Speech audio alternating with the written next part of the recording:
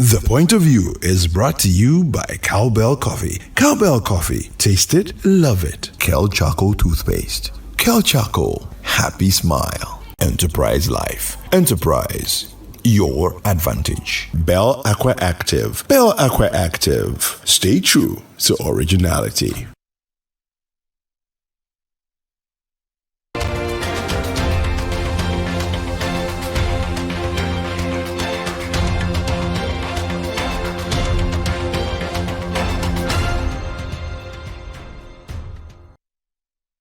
Welcome to The Point of View. This is your favorite current affairs show on television. Here on The Point of View, we pick the right topics, we get the right guests, ask them relevant questions on issues that matter to you.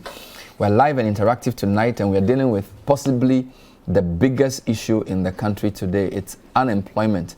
National Security in a recent report identified it as a major security threat. Tonight, we're talking to three people from three different perspectives on how serious the unemployment challenges, the youth unemployment dimension of the problem, and what is the best approach in dealing with it. It's going to be interesting. I'll tell you who my guests are when we come back. Stay with us.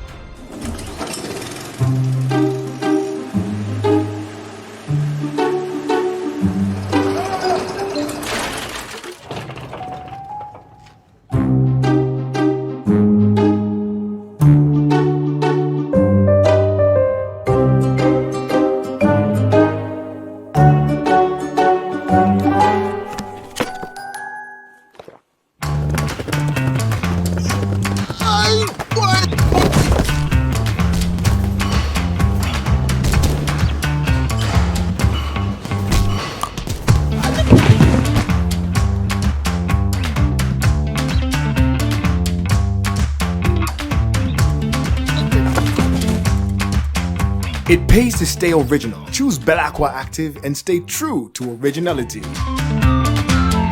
Try it.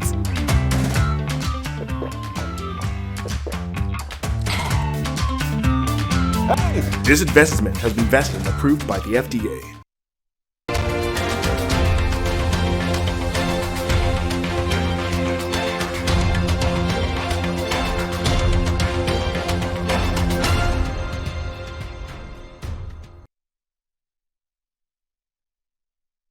So there's a lot of anecdotal evidence about the seriousness of unemployment. In fact, if you go online and read the most recent stories, you would see that almost every day there is a big story about unemployment. Matters came to a head last week when the Youth Employment Agency organized a job fair.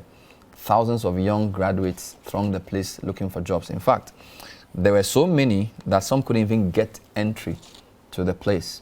Let me just tell you what happened. So, according to that story, the youth, numbering over 1,000, were seen standing in long queues at the Accra International Conference Center, with many of them struggling to enter the building to secure jobs with companies. Now, the primary objective of the year job fair was to provide opportunities for job seekers to go through live interview sessions and hopefully get job placements. Now, the chaos at the place led to the conference organizers apologizing for what turned out to be almost a pandemonium. Various security agencies were trying to help even bring calm to the place. But that's not the only story about unemployment and desperation of people. In fact, some of the students who got there said they got there around 8 a.m. and at 1 p.m. they hadn't managed to get into the building. So that's just one. Few weeks before that, thousands of young people thronged the Elwak Stadium for medical screening. And in that particular instance, they had come on the 19th of July to participate in a documentation and medical screening process for recruitment in the Ghana Armed Forces. According to the commanding officer of the 5th Infantry Battalion, Lieutenant Colonel Prince Tando, those who showed up for the exercise included senior high school graduates and tertiary degree and diploma holders. The screening process began at 7 a.m.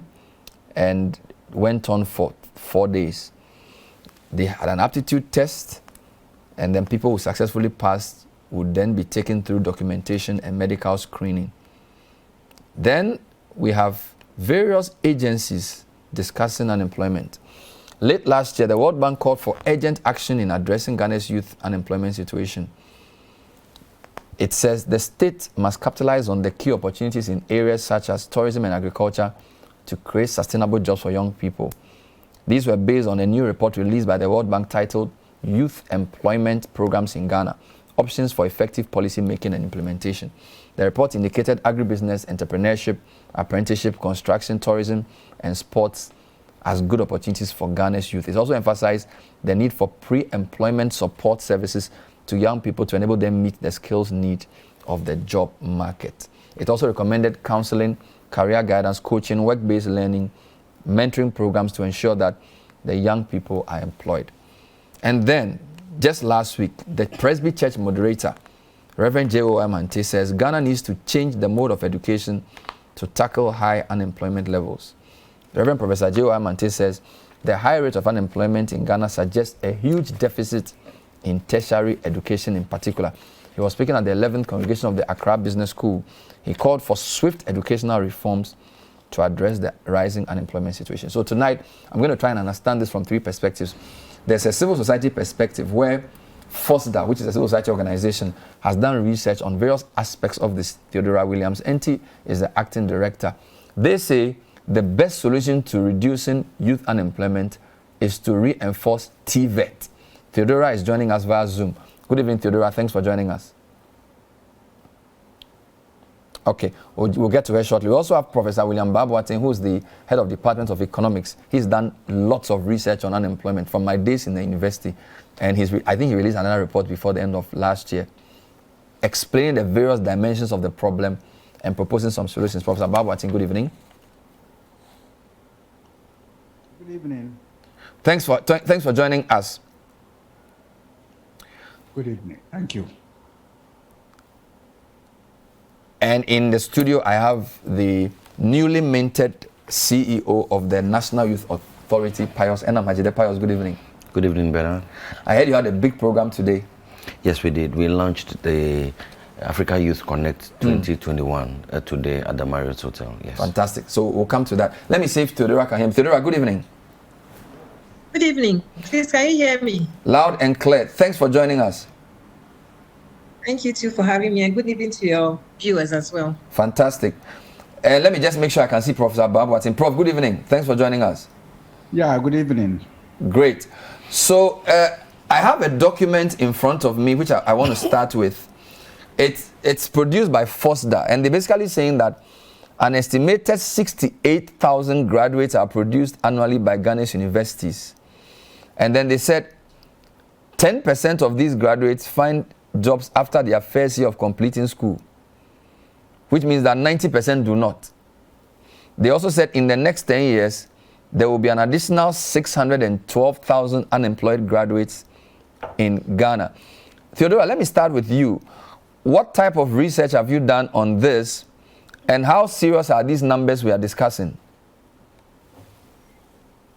Thank you very much, Bernard, and good evening once again to your viewers and all Ghanaians. And thank you for tackling this very important issue of youth unemployment and the menace it poses to our country, Ghana.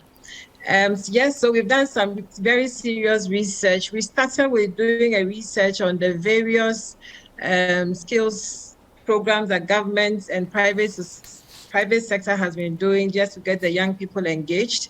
And we found that there are many, over 40 youth employment schemes, skills production programs all over the place, and government was doing more than 20 of them.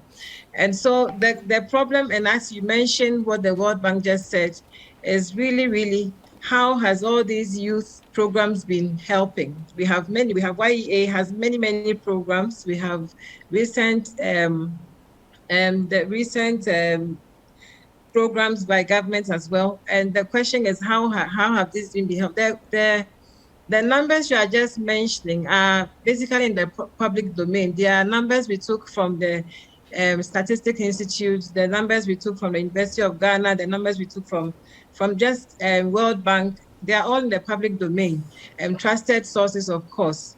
And so this is not something that we generated on our own, but we just putting together what is the real data on youth and unemployment in the country. So we've done some serious research, and the problem is huge. What happened last week at the conference center was just the tip of the iceberg. Those who can come to the Accra Conference Center are those we saw there. There are so many young people. As you said, 10%, only 10% of young graduates are able to get jobs when they finish school. And over 10 years, it's barely 80% who can get jobs. So where are the rest, and what are the rest doing?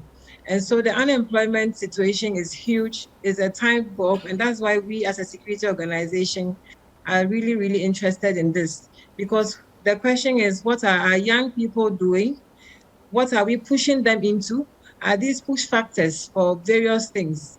Crime, as violent extremism is rife, and all those things. So from your perspective, these are real issues. From your perspective, unemployment is a security issue. Definitely so, and that's why we are very interested in it. The study you did about the 40 public and private programs aimed at addressing youth unemployment, what was your conclusion about the effectiveness of those programs? Thank you very much, Bernard. You know, we did that study about 3 years ago, and we found that most of these YesDep, LesDep, all these government youth organization is basically the same young people who are getting into one program to the other. And so on paper, the numbers are huge. They're employing 100,000 people. That's on paper. But in reality and in practice, only a few young people are getting into these jobs. And if you want to hit it hard, in fact, only a few young people who belong to one particular whichever government is in power, really get this job. And most of the time, they are not even young people who are interested in these things. They are just there to get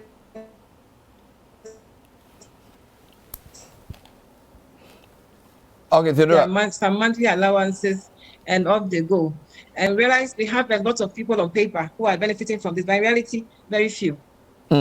Let me come to Prof. I'll come back to you. Prof, so you are the people who study these things from an academic point of view. I know you've also done some research on this. So is it important to distinguish some terms here? As in, there's youth unemployment, there's graduate unemployment. Do we need to do those things, or unemployment is unemployment? Thank you very much, Ben, and good evening to your viewers. I think it is important to start from a perspective that will make people understand the issues. It looks like many of the discussions and policies that we implement scratch the surface. I'm sure you were talking about the fact that many young people trooped to Accra International Conference Center. All of them are unemployed. And because we don't get the concept, the definition, the issues well, we try to implement one policy or the other. After 1 year, 2 years, then it comes back, we come back to discuss the same problem. I prefer to discuss it as youth unemployment and employment challenges, because the issue is that not everybody who you saw at the place, the International Conference Center, was unemployed as the word may be. That person may be doing some work one way or the other, but the quality of the work that he is doing is as good as nothing. And therefore, when you are looking at the numbers, you may exclude that person from unemployment, but that person is indeed unemployed. You can call that one a disguised unemployment. And that is why we need to understand the issues well. We've implemented a lot of policies. My sister was talking about the fact that sometimes the program that we implement, those that we employ, we just give them allowances. You may realize that we may implement a policy of addressing youth joblessness and say we have been able to absorb 50,000 people, but for all you know, half of this number may be in school, may be doing other things and doing this as well. So you've not absorbed those who are indeed jobless, but you are even absorbing those who are even doing one work or the other. And you may think that you've absorbed 50,000, but indeed you've absorbed only 25,000. So we need to look at those differences very well. Otherwise, we will continue to scratch the surface. Youth who are looking for jobs are heterogeneous. Some, we have women, or we have ladies, we have gentlemen. We also have those at different ages, and in terms of education, we also have differences. Now, I tried to do something for African Center for Economic Transformation a couple of years ago, and we realized that every year we have not less than 400,000 new labor market entrants in Ghana. And out of this, half of it are having at least secondary school education. And so you have about 200,000 educated young people entering the labor market almost every year. And how many jobs are we able to create? These people are always looking at the formal sector, the formal segment of the labor market for employment. And the estimate shows that we are able to just create within the 50,000, 25,000, 50,000 employment almost every year. So even for the educated young people, we have a deficit of about 150,000 every year. These people find it very difficult to go to the other side, in other words, informal sector, because they don't see that one as attractive. And that is why we keep on having this challenge. Even if they try to do something, don't consider it as employment, and therefore we always knock on the doors of employers looking for in that part of the labor market. So 400,000 new entrants enter the job market every year. Half of them have secondary education or more. We are creating about 45,000 jobs on average every year. So we have a deficit of 150,000 for the secondary school people. What about the other 200,000 who don't have secondary education? Are they also unemployed, or they usually find something to do? Yes, so some of them stay unemployed. Many of them move into the informal sector. Of course, you are looking at the educated ones, secondary school and above. They always look at the formal sector as the way to go, because if somebody wants to go into armed forces, the police, teaching, and so on, at least if you have secondary school education or better, that is the requirement. But somebody who doesn't have secondary school education and just finished JHS, that person is cut off, because the requirement for many formal sector jobs is up to secondary school education. So they don't have anywhere to go, then they have to fall on the informal sector. And that is what I say in many of my presentation. He that is down needs fear no fall. Those that are at the lower echelon of education ladder, JHS, down to no education, will try to survive in the informal sector, while those with secondary school education or better could start from the informal sector. But even if they start from there, they will still knock on the doors of the formal sector, because they think that is where they Would you say the problem of unemployment is getting worse? Well, the issue is getting worse every day. And let me point out that it is not only in Ghana that we have this challenge. All over Africa, you get this problem. And even in a more developed African country like South Africa, the Southern African countries, the issue is even worse than what we have in our part of the world.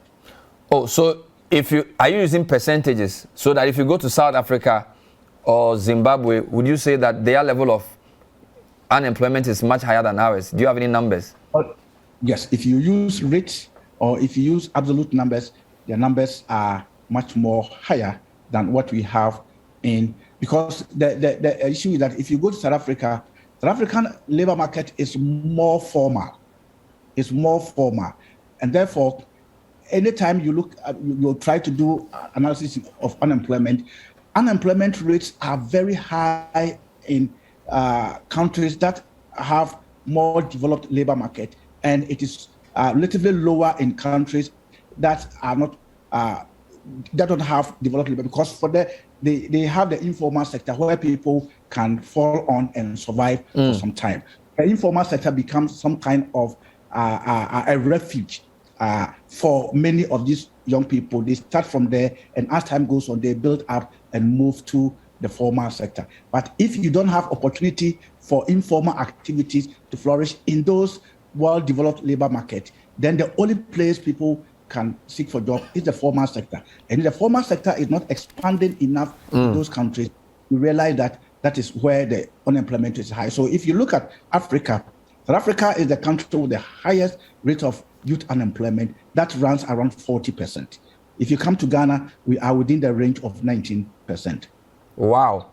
And this 19% is because a lot of the young people are working informally.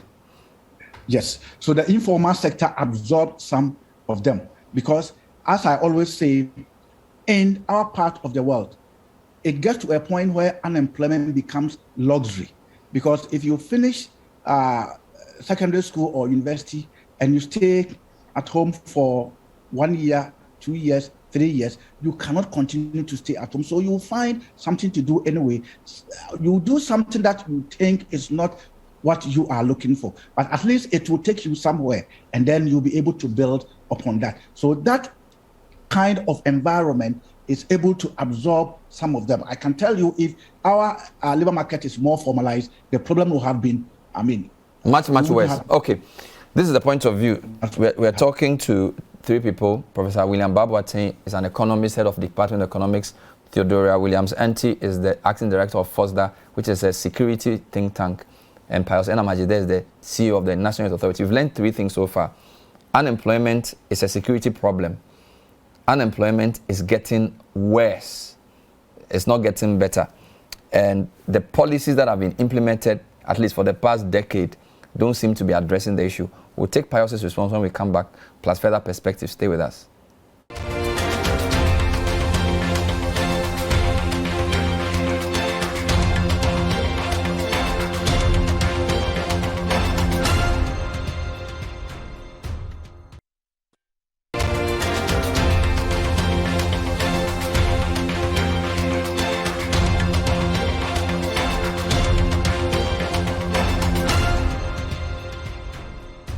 Welcome back to The Point of View. Tonight we're dealing with youth unemployment. My guest, Pius Enam-Ajide, NYA Chief Executive. Professor William Baboateng is the head of Department of Economics, and Theodora Williams-Enti, Acting Director for FOSDA, a security-based think tank.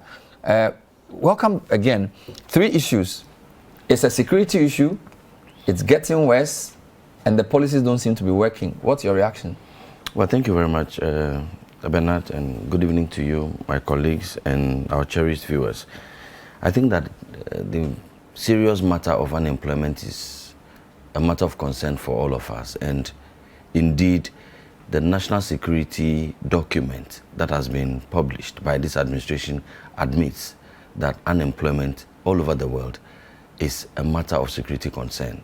And Ghana is no exception. In fact, when the first administration of the NPP, led by former President J. Akufo, conceived the idea of an institutionalized youth employment agency at the time, the policy document that underpinned it identified unemployment at the time as a national security issue. So it is true, there cannot be any contention about that. And that is why I am excited that we are taking a serious view of the matter and are putting in pragmatic steps to ensure that we are able to resolve this matter. But I do agree with Doc that in this conversation, we have to look at many concepts, including the definition of work. And sometimes we even lump underemployment, whether skills underemployment or time underemployment, we lump them all into the basket of unemployment. And we must be able to divorce it so we can have an honest and scientific conversation about this matter. Indeed, it is true that in our own circumstance, many of the people who we regard as unemployed, strictly speaking, even by the definitions of the ILO, are to a certain extent actually employed. They may not have been engaging in the 40-hour a week as has been decided by the ILO. So it may be an issue of time underemployment. A graduate may find himself or herself working maybe as an assistant somewhere and feels that his or her skill acquired at a certain level is not commensurate with the demands of what he's doing. So we may be talking about skills underemployment and not necessarily unemployment. So we should be guided by the concepts. But I'm not too sure about the situation getting worse in the real sense of the word. I think that we may have to avert our minds to the data. My understanding is that the Ghana Statistical Service, their labor force report published in 2015 on page 77 puts unemployment at 16.9%. That's my understanding. By 2019, when the Ghana Statistical Service, that same agency, conducted their Series 7 of the Living Standards Survey, they had now put unemployment at 12.6%. That's my understanding. And so I refer to youth unemployment or unemployment? I'm looking at youth unemployment. Because youth Prof said it's 19% in Ghana, 40% in South Africa. Well, youth unemployment I'm making reference to. So your 2019 figure is 12.6. 12.6 on the records of the Ghana Living Standards Survey. Yes. Really? Yes. So from GLSS, youth unemployment is coming down, but that can't be true because if you look at, I mean, I'm not saying that's not true, but the interpretation is funny because the number of graduates being produced, if you just use graduates, the number of graduates is increasing. Yeah, do you follow me? But and from the ratios, okay, let me just, Prof, just a quick comment. Prof, did you say it was 19% youth unemployment? Let me help, Honorable. I think we need to put the statistics in perspective. In 2019, there was no figure of unemployment. Now, unemployment figure that you quoted is youth unemployment for 2017. That is Ghana Living Standards Survey. It was conducted in 2017. Maybe the report may have been published in 2019. Correct. Okay. But correct. The actual thing was in 2017. And then you also have to look at, I said youth is heterogeneous. Now, in Africa, and of course in Ghana, when we say youth, we are talking about between 15 and 35.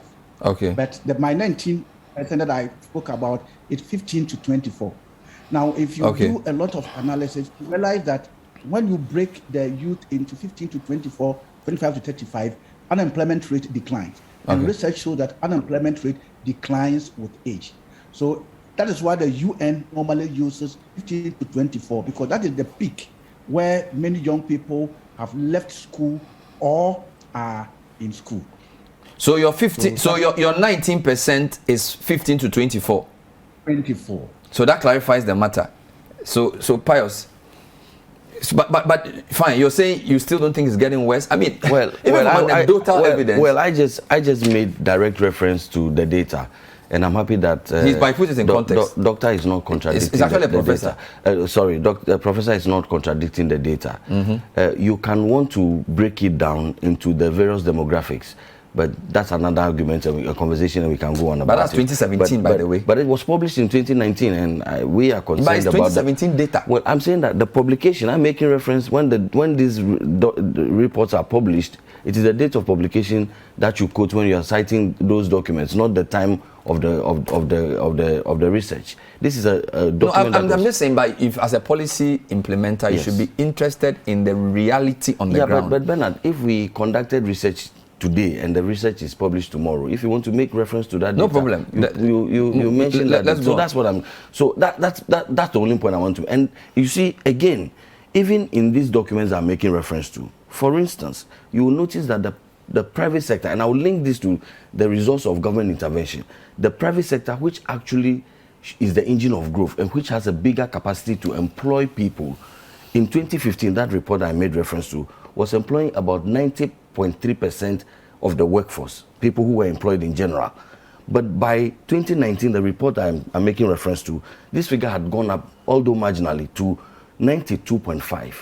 And it is a justification in our view of government policy that we should focus on the private sector, grow the capacity of the private sector, because the data shows that the private sector has a greater capacity to employ youth. So if the percentage of employment records by the private sector is increasing, then it tells you that more people are coming. Again, yes, more graduates are being churned out. But Bernard, when we say that the economy is growing at a certain rate, we are talking about more people producing, therefore. There's general productivity. If you say that the GDP is increasing, then it tells you that there is greater productivity in the economy. And you need more people to be able to produce more so that we can get a higher productivity. So, yes, I'm not disagreeing with Doctor necessarily. I'm saying that we admit there's a major challenge of youth unemployment generally. But I just took a little issue with the blanket generalization that the situation may be getting worse. You can understand his explanation, and also the fact that GDP is growing doesn't necessarily mean people are being more productive. For example, in 2011, GDP grew by 14%. Well, I know. It was because of oil. Yes. It wasn't necessarily because we did any extra work as people. Generally speaking, Bernard, yes, when the GDP grows, then there's there is the higher productivity. So that's fine. But your latest GDP figure is 0.4. Yes. Just by the way. Yes. Because productivity has shrunk over a certain time but the young people are increasing. Yeah, but I'm saying that, yes. So if you juxtapose 0.4 to 600,000 people coming from university, at least that should tell you that the police is getting worse. Yeah, I agree. I'm saying that, I mean, for COVID-19, everybody agrees that COVID has brought some hardships, including unemployment. People have been asked to go home, shift systems have been run. Okay. Many people have lost their jobs. And so you see the argument about the rate of growth of the economy. Now that it is growing at a certain very minimal figure, it tells you that less people are working, and therefore productivity is generally so let's deal low. with the interventions. You are head of NYA. Yes. You are, by that position, you are a board member of the YE. I am. The YE organized an event, and we saw the numbers. Prior to that, we've had NEIP. Correct. We have, YesDec, some of them are no longer in existence. We even have NAPCO as well. That's right. The consensus, at least from the two panelists, suggests that these policies don't seem to really either get people the jobs they need or don't get to target and reach the right people. It's a general comment. What's your reaction to that? Well, my reaction is that, of course, just like with all policies, there are gaps that can be filled. There may be shortfalls. But generally speaking, these policies are achieving their objectives. We have short-term, mid-term, and long-term objectives. And so, in our view, in fact, the research conducted by the World Bank and Professor Iti and co. just recently actually vindicates government's policy strategy, which is that we must focus our attention on the agri space and the tourism space. When we wanted to do the year of return, beyond return, when we are doing the planting for food and jobs and rearing for food and jobs, when we are investing in the cocoa sector, the World Bank report tells you that the areas of opportunity where we have the opportunities should be in agribusiness. And so government is deliberately investing in agriculture through the one district, one factory, which is, and of course, industrialization. You check the history of the Asian tigers, for instance, they took a path where they wanted to grow low productivity into high productivity through the vehicle of industrialization and manufacturing. And that is what we thought that the one district, one factory is supposed to do. But Bernard, we must look at the short term, the mid term, and the long term. Even in the short term, under 1D1F alone, we are recruiting some 152,000 thereabout young persons at these factories, directly or indirectly. Under the planting for food and jobs, if you check from the budget that was presented by the minister, and if you make a pronouncement on the floor of parliament, you are making it on the pain of misleading parliament. So ordinarily we should accept whatever is said on the floor, because you will be making it on the pain of misleading parliament. Several millions of persons, many of them young persons, have benefited from the planting for food and jobs. And so we are doing those interventions. However, we also know that we need an effective public service to facilitate a working private sector. And so we had to take some steps, even in the public space, so that it becomes effective to be able to facilitate the private sector. For instance, NAPCO, 100,000 young men to augment and make the public service a little more effective. But with the NEIP, again, the World Bank talks about entrepreneurship and changing young job seekers into young job creators. And so the concept of the NEIP is to go out there and turn young job seekers into job creators. And so what do? We identify people with a certain talent set and workable business plan, and we put direct money, investments behind them so that they go out there. At my agency, for instance, over the last couple of years, we identified, I think last year, we identified some 16 young people and put $5,000 behind them each to be able to develop their talents and grow. So let me just get something straight. So it's agric and agribusiness. Correct. Tourism. Correct. Industrialization through 1D, 1F. Correct. And then entrepreneurship through NEIP and NAPCO. Let me pick Theodora's view, because they at FOSDA have a different view on the most effective way of dealing with youth unemployment. Theodora, if you are still there, you seem to think that the unemployment challenge among youth is better tackled through TVET. Is that correct? Theodora, are you there? Yes, Bernard, I'm here. Did you get my question? Please, can you hear me? Yes, I can hear you. Yes, I got you clearly. So, yes. yeah. So as Honorable was talking, I was just saying, yes, all these intervention, agribusiness, tourism is great, but can we channel it through a more structural system, like our educational systems, our TVET systems? That will give us a more long-term impact and something that we can rely on more. Because when we channel it through these programs, yes, it benefits some people, a few people, and that's maybe why we are where we are. We are not seeing the results as much as we want to see it. I know that mostly we want the quick fix. We want to do something fast, get 16 people, back them with $5,000 and all that. It's great. But what if we channel these monies into, or these funds into helping our TVET institutions? NY has a TVET institution, the Youth Leadership Institution that NY takes care of. Correct. Hopefully it will come under GES in the nearest future. But when you go around these institutions, you realize how dilapidated they are. They don't have tools to work with. COTVET is working very hard to do some of these things, but at what rate? And at what rate can we get the TVET institutions to channel out the kind of quality and standard we need as a nation, and the standard they need to get jobs, the standard they need to create their own jobs? It's highly not there.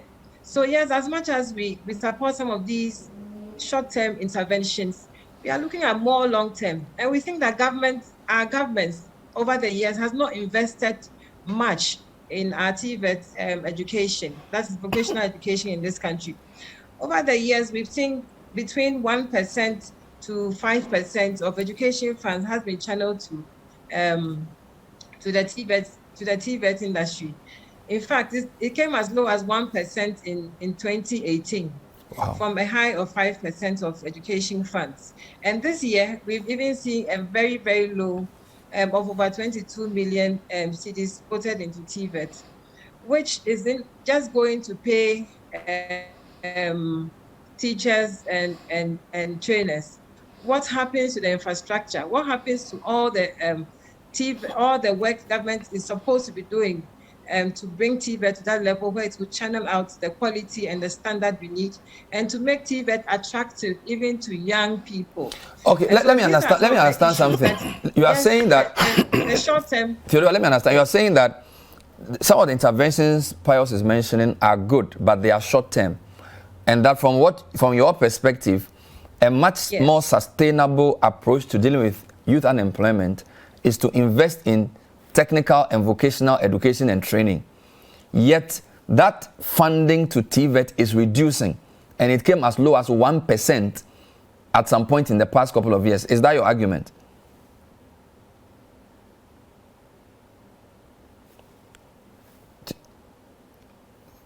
Theodore, are you there? And it's even lower this year. It's even lower this year. This year we have.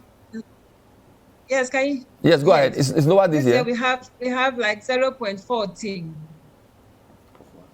0.14 of what? Of education funds. Of all education funds, only 0.14% went into TVET. It's going to TVET, yes. Wow. We'll take a break and think about that. Come back and deal with that. That's quite shocking. No, it's not. We'll come back to that. Just stay tuned. This is the point of view. We're trying to understand the best approach to dealing with youth unemployment. We'll be right back.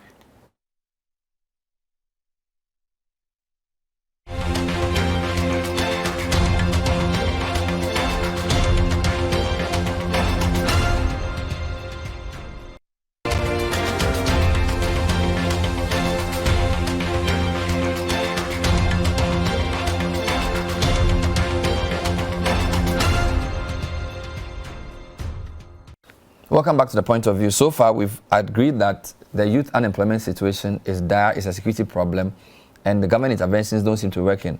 Theodora is telling us that it's actually short-termist, and that in the long term, we need to focus more on TVET. He also contends that funding for TVET is declining from a 5% of educational expenditure to 1% to 0.14. Let me take Prof's view on this before I come to Pius. Prof, the view from FOSDA is that for a long-term response to general youth unemployment, more effort must be paid to technical vocational education and training. Is this something you agree to? Well, it is not only technical and vocational education, but before I say that, let me address a few issues on data, because my students are listening, and it will not be good for my students to tell me in their thesis that this is what I heard you say. The Honorable made reference to the fact that the 2017 GLSS is supposed to be referenced in 2019. But of course, when he talked about labor force survey, which was conducted in 2015, but the report came in 2017, he did not make reference to 2017, but made reference to 2015. In research, when you are quoting data, the period that the survey was conducted is most important. If I am referencing that, I will say in 2017, youth unemployment rate was this figure. Then I reference it, Ghana Statistical Service 2019. And therefore, the policymaker will look at when it was conducted. But you can't say that the thing was conducted in 2017, but the report came up in 2023. And therefore, that figure is referred to 2023. It is wrong in research. And I think we need to point that one out clearly, so that if my students are listening, they know that when you are using data and you use that one to draw graphs, you are going to reference this as GLSS 7 2017. Fair enough. But not that's clear. And then also to look at it from the fact that when you want to address unemployment problem, the Honorable said we have the short term, we have the medium term, then we have the long term. Indeed, the short term one is not vocational and technical education, but that is a medium term, because that is where you help young people to acquire skills that will take them into the labor market. And that is a medium term issue, because acquisition of skills and acquisition of better and quality skills will take about a year or two. So it is very good when you look at it from that perspective in terms of medium. But what the government is implementing, of course, many of them are short-term, and short-term policies are also very important, because it's a short-term problem that moves into long-term, into medium-term, and for that matter, the long-term. So the technical and vocational education is the major and key intervention when you want to address unemployment and joblessness issues in the medium term. Now, if you are looking at trying to get young people something to do, some of the things that government is doing, these are short-term and they are also important. But in the longer term, that is where you grow the economy and the private sector becomes the key absorber of employment.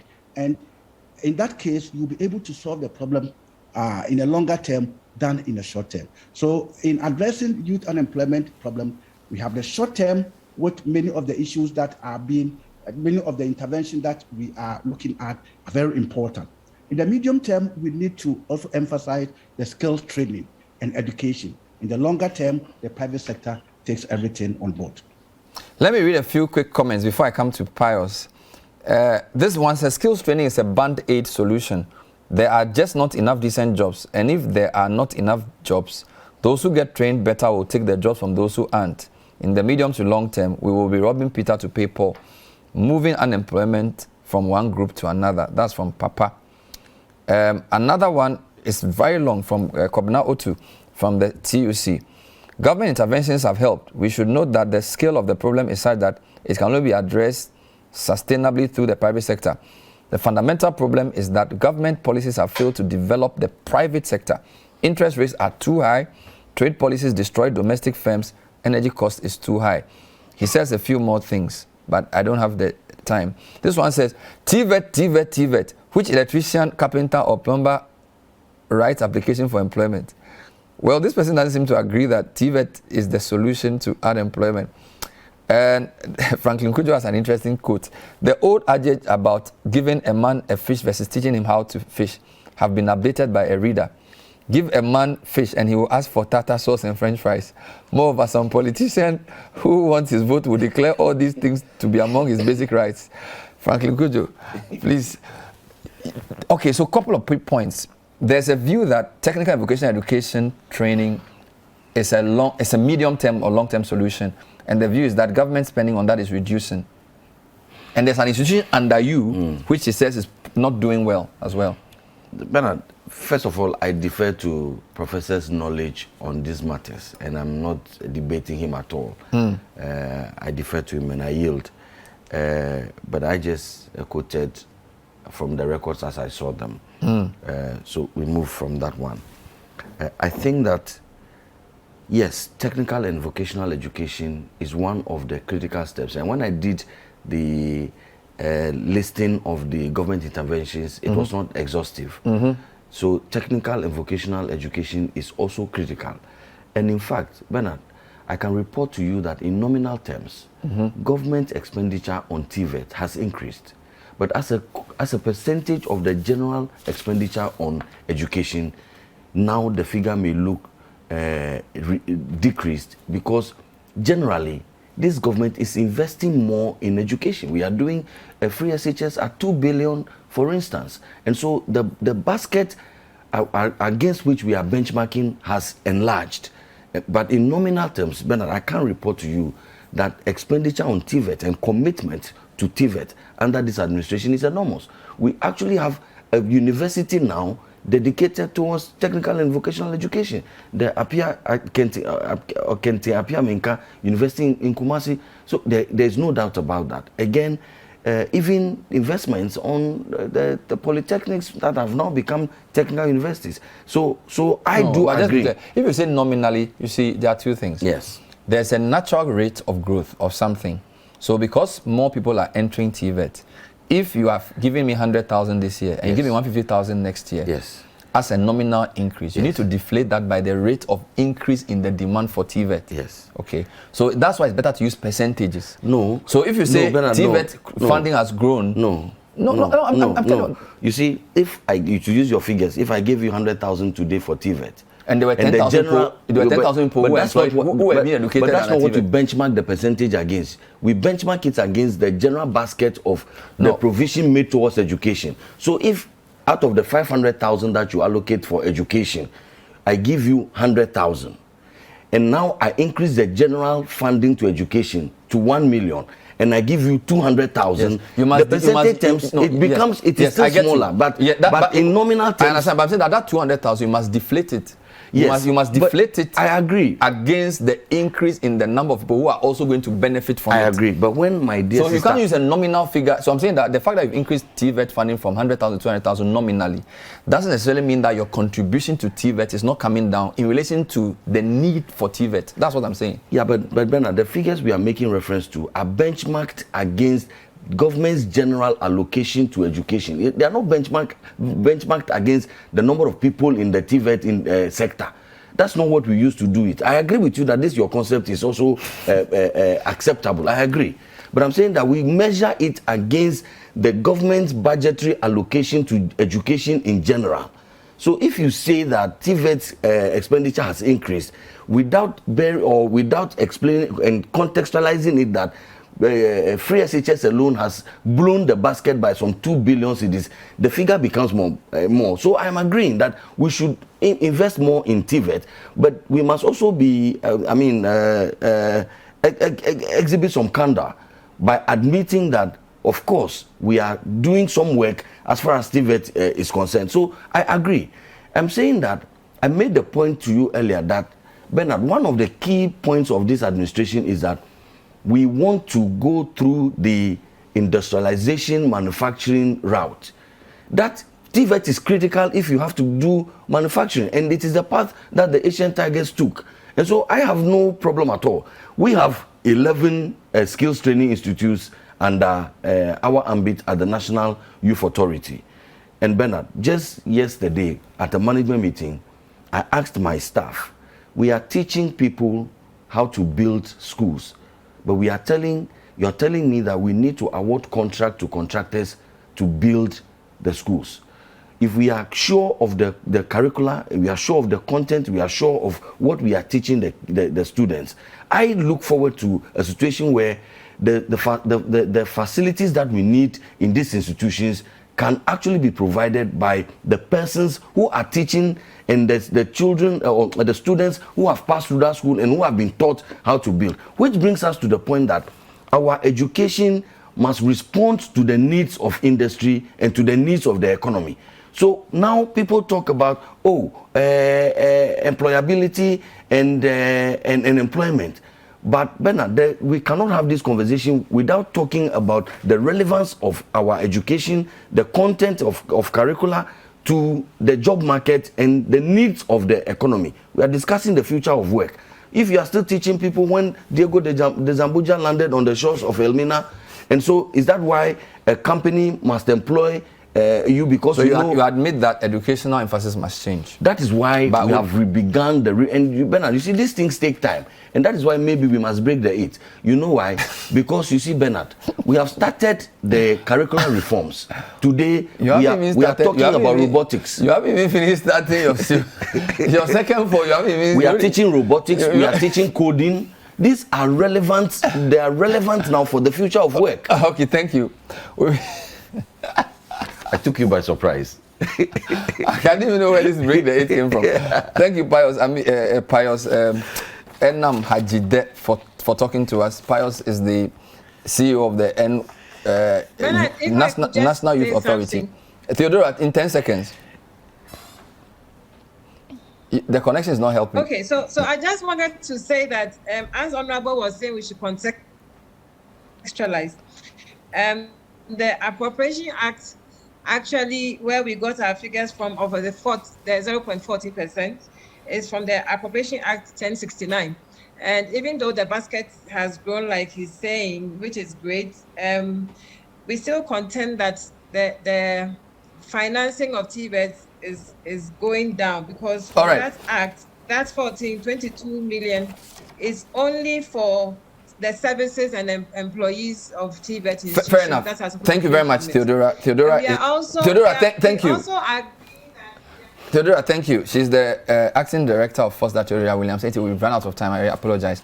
Professor William Babu, at the head of Economics Department, also providing some context for us. Thank you for watching. This is a discussion we hope to continue so we can get long-term viable solutions to this menace. My name is Bernard Avile. Stay with CCTV. We'll be with you next time. The Business Dashboard is next.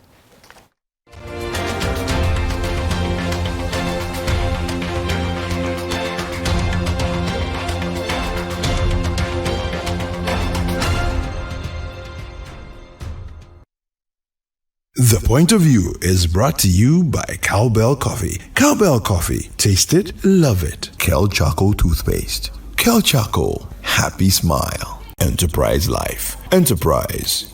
Your advantage. Bell Aqua Active. Bell Aqua Active. Stay true to originality.